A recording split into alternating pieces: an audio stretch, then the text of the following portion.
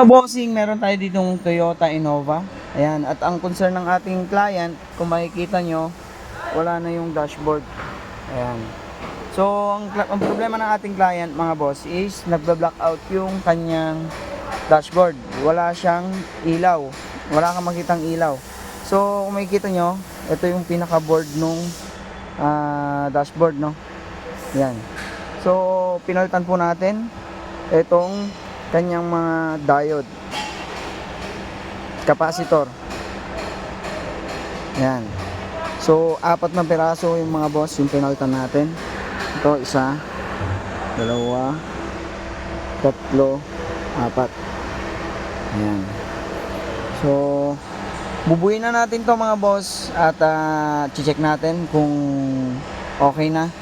So, ang isa pang hindi gumagana dito is itong alarm ng pinto. So, hindi tumutunog to kanina. Hindi lang natin nakuha dahil sobrang busy sa dito sa shop, no? Ang daming gawa. Ayan.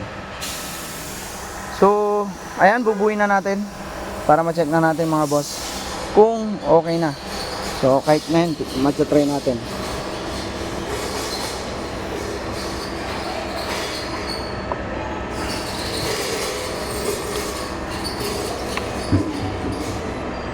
Yun.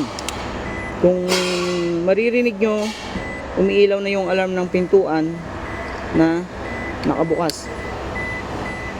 On. Ayan. Makikita nyo umiilaw ng mga bossing. Ayan, yung mga LED. So, ayun. Buuin na lang natin para makita natin kung nabuo na siya mga boss. Parang yung Gcash mo, yung din bang number na yan? 0961 sir.